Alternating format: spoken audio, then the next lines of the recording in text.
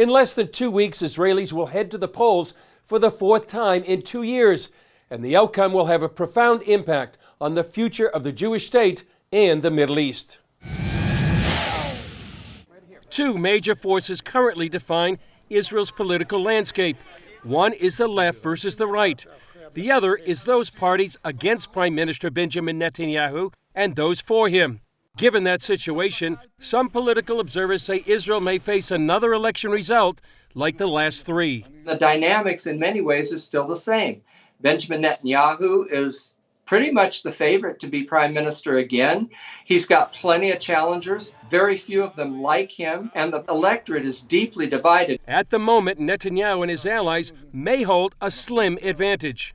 It looks like Benjamin Netanyahu and his preferred coalition partners are hovering right around the 61 magic number out of 120 Knesset members, which is what he needs in order to form a majority coalition. But the math is very tenuous. Math is the key to Israel's elections, and the goal is to get those 61 seats in the Israeli parliament to gain a majority and form a coalition.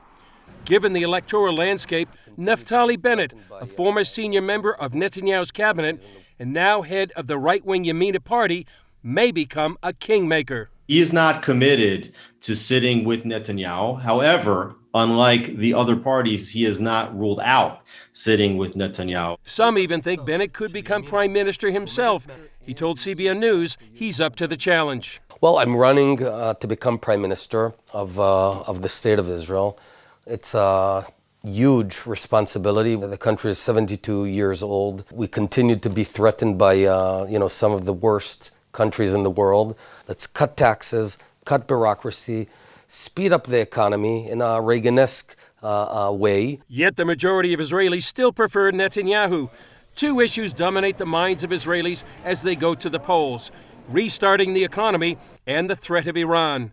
The impact of a new U.S. administration is another major factor. If the United States embarks on a back to the future policy of going back 5 or 6 years to putting more pressure on Israel and easing the breakup on Iran, I think that that's a voting issue that Israelis really have to be concerned about. What Israelis decide will make a huge difference, not only for Israel, but for the region. Stability for Israel is key to stability in the Middle East. And if Israel continues to be in chaos and Washington continues to be in chaos, there are going to be a lot of powers around the world tempted to exert their influence and make their mark in the Middle East. And that's probably dangerous for all of us. So it's a good thing to be praying for stability in both capitals.